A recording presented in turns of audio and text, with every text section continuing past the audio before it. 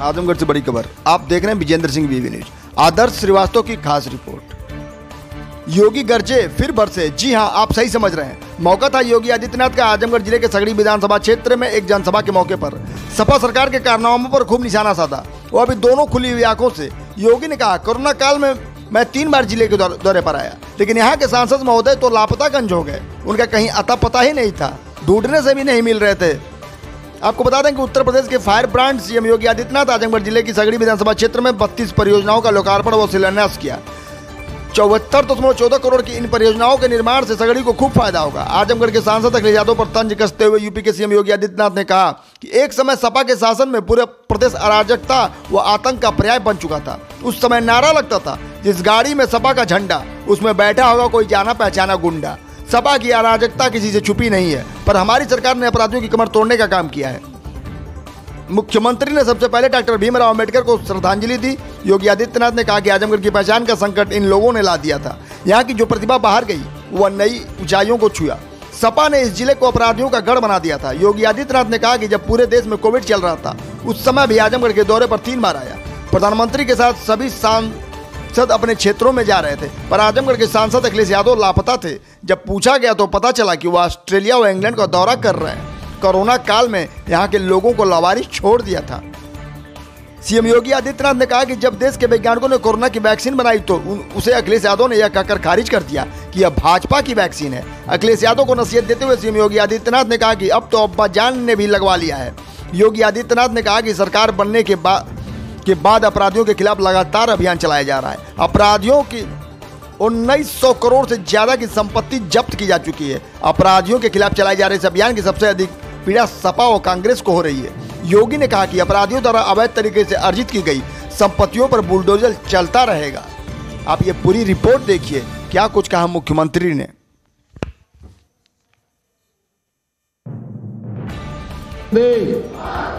वंदे मंच पर उपस्थित मेरे सहयोगी मंत्रिमंडल में पर्यावरण, वन और जलवायु परिवर्तन विभाग के मंत्री और इसी माटी के लाल से दारा सिंह चौहान जी, सगड़ी से लोकप्रिय विधायक श्रीमती वंदना सिंह जी, विधान परिषद के माननीय ने नहीं चुना था, और जब वैक्सीन आया तो जिस वैक्सीन के कारण हर व्यक्ति को सुरक्षा का एक कवच मिला, जिस वैक्सीन ने देश के अंदर अब तक 11 करोड़ लोगों को सुरक्षा का कवच, 111 करोड़ लोगों को सुरक्षा, 125 करोड़ लोगों को जो वैक्सीन अब तक सुरक्षा कवच दे रहा है, अकेले उत्तर प्रदेश में 17 करोड़ लोगों को हम सुरक्षा का कवच दे रहे हैं। वह वैक्सीन, उन्होंने उसका विरोध किया था, कहा था कि ये वैक्सीन तो मोदी वैक्सीन है, ये वैक्सीन बीजेपी की वैक्सीन है। आप में से कितने लोगों ने वैक्सीन लगाया है? ये मोदी वैक्सीन आपने भी लगाया है ना? ये भाजपा का वैक्सीन भी आपने लगाया है ना? तो उनसे भी पूछो कि अब्बा जान भी लगा चुके हैं, अब तो लगा ही लो।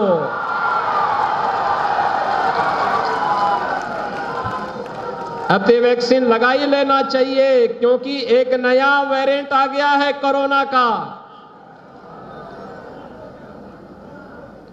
वैक्सीन लगा लोगे तो कुछ सच बोलने की आदत हो जाएगी, नहीं तो झूठ पे झूठ बोल करके, जैसे आजमगढ़ के लोगों को धोखा दे रहे थे, प्रदेश के लोगों को धोखा दे रहे थे। आजमगढ़ में मुलायम सिंह जी भी सांसद रहे, समाजवादी पार्टी की सरकार थी, तब भी विश्वविद्यालय नहीं आ पाया। आया विश्वविद्यालय मिला, पूर्वांचल एक्सप्रेसवे भी नहीं बन पाया था। एयरपोर्ट भी नहीं बन पाया था, यानी ये सब काम सिफाई में होने थे। आजमगढ़ विकास के लिए कहां था? आजमगढ़ में तो पेशेवर माफिया और अपराधियों को प्रश्रय देकर के उनको अपने कंधों में ढोते थे, अपने सिर में लेकर घूमते थे, उस पाप के घड़े को लेकर घूमते थे। अपराधी, पेशेवर अपराधी और माफियाओं को अपने सिर में लेकर के ढूंढते थे, घूमते थे। और पहचान का संकट आजमगढ़ के नौजवानों के सामने, आजमगढ़ के सामान्य नागरिकों के सामने आता था। भाइयों बहनों, याद करिए, इसी आजमगढ़ को पूर्वांचल एक्सप्रेसवे भी हमने दी और गोरखपुर लिंक एक्सप्रेसवे भी आजमगढ़ होते हुए गोरखपुर की तरफ जा रहा है। ऑस्ट्रेलिया गए हैं, आजमगढ़ के लोगों ने ऑस्ट्रेलिया और इंग्लैंड जाने के लिए तो उन्हें नहीं चुना था। और जब वैक्सीन आया तो वैक्सीन, जिस वैक्सीन के कारण हर व्यक्ति को सुरक्षा का एक कवच मिला, जिस वैक्सीन ने देश के अंदर अब तक 11 करोड़ लोगों को सुरक्षा का कवच, 111 करोड़ लोगों को सुरक्षा, 125 करोड़ लोगों को जो वैक्सीन अब तक सुरक्षा कवच दे रहा है, अकेले उत्तर प्रदेश में 17 करोड़ लोगों को हम सुरक्षा का कवच दे रहे हैं। वह वैक्सीन, उन्होंने उसका विरोध किया था, कहा था कि वैक्सीन, ये वैक्सीन तो मोदी वैक्सीन है, ये वैक्सीन बीजेपी की वैक्सीन है। आप में से कितने लोगों ने वैक्सीन लगाया है? ये मोदी वैक्सीन आपने भी लगाया है ना? ये भाजपा का वैक्सीन भी आपने लगाया है ना?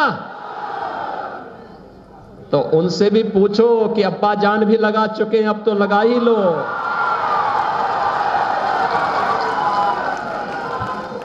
अब तो वैक्सीन लगा ही लेना चाहिए, क्योंकि एक नया वेरिएंट आ गया है कोरोना का। वैक्सीन लगा लोगे तो कुछ सच बोलने की आदत हो जाएगी, नहीं तो झूठ पे झूठ बोल करके, जैसे आजमगढ़ के लोगों को धोखा दे रहे थे, प्रदेश के लोगों को धोखा दे रहे थे। आजमगढ़ में मुलायम सिंह जी भी सांसद रहे, समाजवादी पार्टी की सरकार थी, तब भी विश्वविद्यालय नहीं आ पाया। आया विश्वविद्यालय, मिला। पूर्वांचल एक्सप्रेसवे भी नहीं बन पाया था, एयरपोर्ट भी नहीं बन पाया था, यानी ये सब काम सिफाई में होने थे। आजमगढ़ विकास के लिए कहां था? आजमगढ़ में तो पेशेवर माफिया और अपराधियों को प्रश्रय देकर के उनको अपने कंधों में ढोते थे, अपने सिर में लेकर घूमते थे, उस पाप के घड़े को लेकर घूमते थे। अपराधी, पेशेवर अपराधी और माफियाओं को अपने सिर में लेकर के ढूंढते थे, घूमते थे। और पहचान का संकट आजमगढ़ के नौजवानों के सामने, आजमगढ़ के सामान्य नागरिकों के सामने आता था। भाइयों बहनों, याद करिए, इसी आजमगढ़ को पूर्वांचल की, लेकिन बाबा साहब भीमराव अंबेडकर के नाम पर राजनीति करने वाले लोगों ने जब भी दलितों और गरीबों की बात होती थी, उन पर अत्याचार होते थे, मौन साध लेते थे। याद करिए, जब समाजवादी पार्टी की सरकार के समय रामपुर में, उस समय के समाजवादी पार्टी के नेता और मंत्री आजम खां के द्वारा वहां के दलितों को प्रताड़ित किया जा रहा था, उजाड़ा जा रहा था, तब कांग्रेस मौन थी, सपा अत्याचार करा रही थी, बसपा भी मौन थी।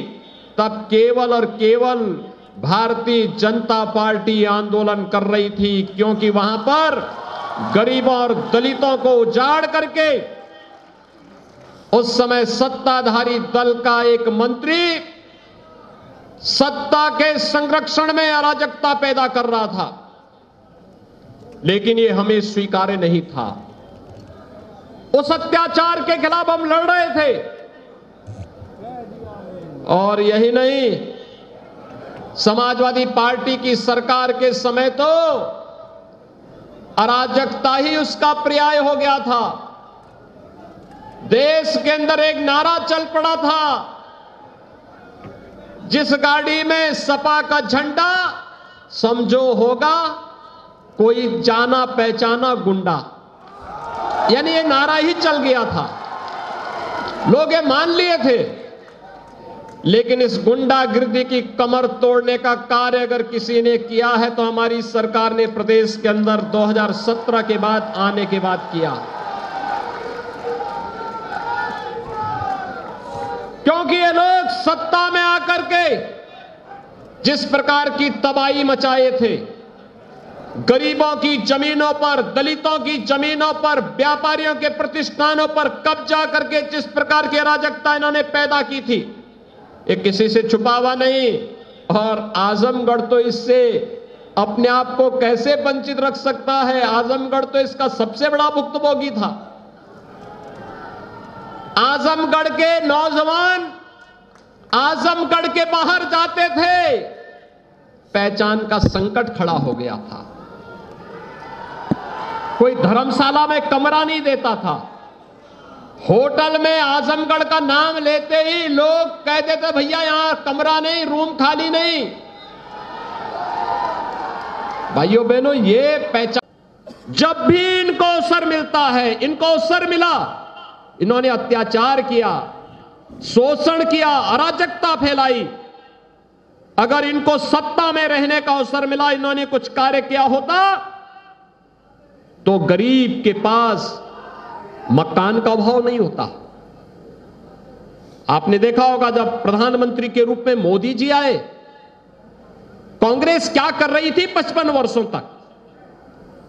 सपा बसपा बिना मांगे ही 10 वर्षों तक कांग्रेस नेतृत्व की यूपीए सरकार को समर्थन दे रही थी। क्यों नहीं तब गरीबों के मकान बन गए? तब क्यों नहीं गरीबों के घर में विद्युत का कनेक्शन मिल गया? गांव गांव में बिजली क्यों नहीं आ पाई? हर गरीब को शौचालय क्यों नहीं मिल पाया? हर गरीब को रसोई गैस का कनेक्शन क्यों नहीं मिल पाया? और कोरोना के दौरान भाइयों बहनों, हर गरीब को फ्री में राशन क्यों नहीं मिल पाया?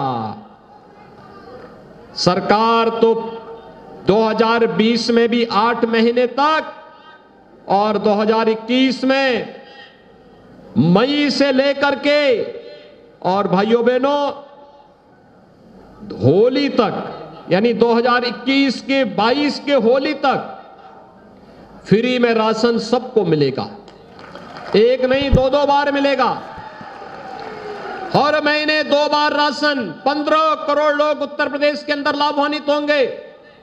और हमने तय किया है दिसंबर में भी, जनवरी में भी, फरवरी में भी, मार्च में भी अंत्योदय कार्ड धारक को 35 किलो खाद्यान्न, 1 किलो दाल, 1 किलो खाद्य तेल, 1 किलो चीनी और 1 किलो नमक प्रदेश सरकार उपलब्ध कराएगी। और हर कार्ड धारक को प्रति यूनिट 5 किलो खाद्यान्न भारत सरकार भी उपलब्ध करवाएगी।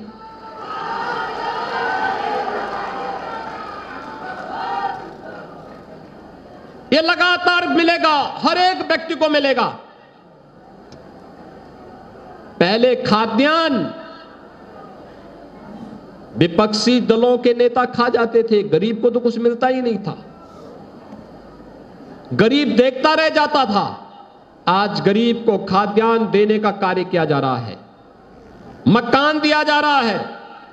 अगर मैं आपके इसी जनपद में देखूं भाइयों बहनों, जा रहा है। अगर मैं आपके इसी जनपद में देखूं भाइयों बहनों, अकेले आपके आजमगढ़ जनपद में 48,736 परिवारों को 584 करोड़ 83 लाख 20 हजार रुपए की राशि आवास योजना के लिए ग्रामीण क्षेत्र में अवमुक्त किया गया। और शहरी क्षेत्र में 28,542 लाभार्थियों को 521 करोड़ 13 लाख रुपए की धनराशि उपलब्ध करवाई गई। आपके आजमगढ़ जनपद में 1813 सामुदायिक शौचालय, और यही नहीं 13 यहां पर 1,02,415 लाभार्थियों को विद्युत के निःशुल्क कनेक्शन देने का कार्य आजमगढ़ जनपद में हुआ है। भाइयों बहनों, 154 मजरों में विद्युतीकरण का कार्य भी हुआ है। 2,24,023 लाभार्थियों को निःशुल्क रसोई गैस के कनेक्शन बांटे गए, और प्रधानमंत्री किसान सम्मान निधि में हर किसान को 6,000 रुपए सालाना। अब तक इस जनपद में 7,41,984 किसानों को इस योजना से जोड़ा गया है। यानी 7,41,000 से अधिक किसान हर साल 6,000 रुपए सालाना प्राप्त कर रहे हैं। कन्या सुमंगला योजना में लगभग 18,000 बालिकाओं को जन्म से लेकर के स्नातक तक की पढ़ाई के लिए 15,000 रुपए देने की व्यवस्था की गई है। और ऑपरेशन कायाकल्प, सपा बसपा कांग्रेस को पढ़ाई लिखाई से कोई मतलब नहीं था, तो उनके समय में स्कूल भी उजाड़ लगता था। आज स्कूल आप देखिए, लगभग 2,170 विद्यालयों में यहां पर उनका सुंदरीकरण का कार्य हुआ है। इसके साथ ही यहां पर अगर हम देखेंगे तो भाइयों बहनों, आजमगढ़ में हम लोगों ने जो तमाम अन्य कार्य कराए हैं, यहां पर 7,93,824 अपराधियों को प्रश्रय देकर के उनको अपने कंधों में ढोते थे, अपने सिर में लेकर घूमते थे, उस पाप के घड़े को लेकर घूमते थे। अपराधी, पेशेवर अपराधी और माफियाओं को अपने सिर में लेकर के ढूंढते थे, घूमते थे। और पहचान का संकट आजमगढ़ के नौजवानों के सामने, आजमगढ़ के सामान्य नागरिकों के सामने आता था। भाइयों बहनों, याद करिए, इसी आजमगढ़ को पूर्वांचल एक्सप्रेसवे भी हमने दी, और गोरखपुर लिंक एक्सप्रेसवे भी आजमगढ़ होते हुए गोरखपुर की तरफ जा रहा है। ये 4 लेन की कनेक्टिविटी दोहरी घाट से होते हुए, जौनपुर होते हुए प्रयागराज के लिए भी 4 लेन, और वाराणसी के लिए भी 4 लेन की कनेक्टिविटी भारतीय जनता पार्टी की सरकार ने दिया है। आजमगढ़ में महान हिंदू सम्राट 11वीं सदी में जिन्होंने एक विदेशी आक्रांता को पूरी तरह रौंदने का कार्य किया था, सालार मसूद गाजी को महाराज सुहेल देव के नाम पर एक राज्य विश्वविद्यालय बनाने का कार्य भी हमारी सरकार कर रही है। इसी नए सत्र में वहां पर हम लोग क्लासेस प्रारंभ करेंगे। और आजमगढ़ को देश के अंदर अलग अलग जगहों से वायु सेवा से जोड़ने के लिए भी एयरपोर्ट के निर्माण के कार्य को भी हमारी सरकार ने तैयार कर लिया है। बहुत शीघ्र आजमगढ़ का एयरपोर्ट जब प्रारंभ होगा तो आजमगढ़ के जो लोग मुंबई में कार्य करते हैं, आजमगढ़ के जो लोग कोलकाता में कार्य करते हैं, दिल्ली में रहते हैं, 1 घंटे में मुंबई से आजमगढ़ आ जाएंगे, 1 घंटे में आजमगढ़ से मुंबई चले जाएंगे, दूरी कम हो जाएगी। और हवाई चप्पल पहनने वाला भी हवाई जहाज की यात्रा कर पाएगा। ये सपना भी साकार किया है तो भारतीय जनता पार्टी की सरकारों ने किया है, सपा तो नहीं कर पाई। भाइयों बहनों, समाजवादी पार्टी तो नहीं की इसमें से कोई भी काम, क्योंकि कार्य के लिए फुर्सत ही नहीं था। उनके लिए लगता था कि अपने कुनबे का, अपने परिवार का विकास कर लेंगे तो यही प्रदेश है, और हमारे लिए जब प्रदेश का विकास कर लेंगे तो वही हमारे लिए परिवार है। यही अंतर है। याद करिए भाई।